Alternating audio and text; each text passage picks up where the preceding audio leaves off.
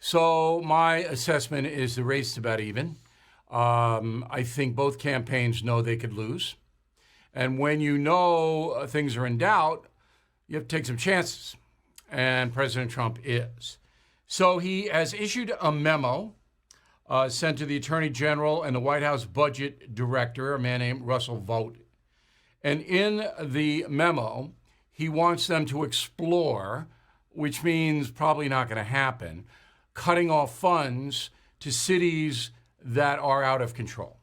So here is the president's tweet, quote, "My administration will do everything in its power to prevent weak mayors and lawless cities from taking federal dollars while they let anarchists harm people, burn buildings, and ruin lives and businesses. We're putting them on notice today," unquote. Okay, so what this is all about is that your tax dollars and mine can be used to help cities in need. And the president specifically is targeting 4 places for no federal money: Seattle, Portland, New York City, and Washington, D.C.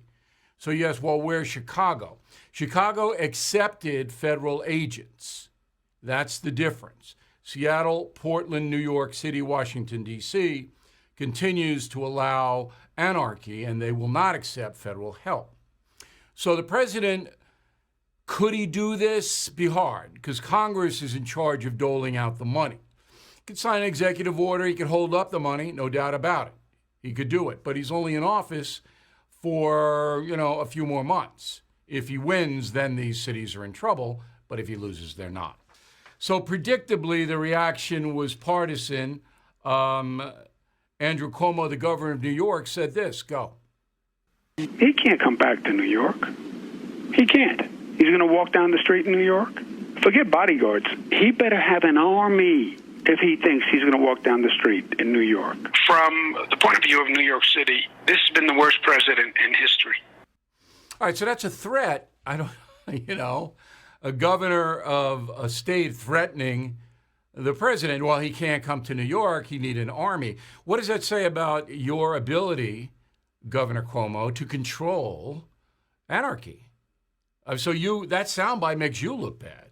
And it's immature. It's foolish. It should never happen. So, we're descending now into a political morass. Will this work on the part of President Trump? Will it help him get reelected? I don't know.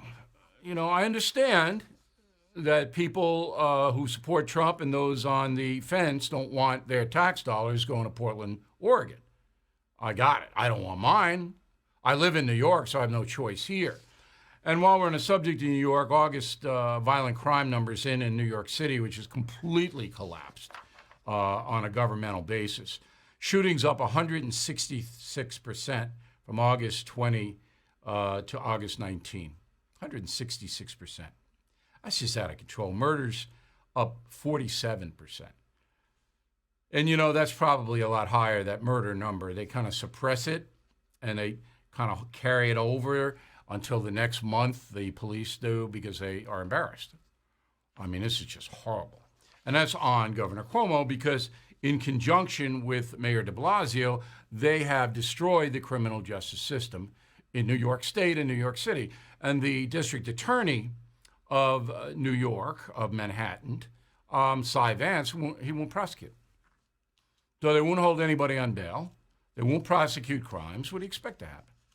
Guns are all over the place, and gangs are running wild, shooting people. What's happening? So Donald Trump makes a stand. Now, the protests across the country have largely subsided. There are a couple of new incidents I'll tell you about in a moment.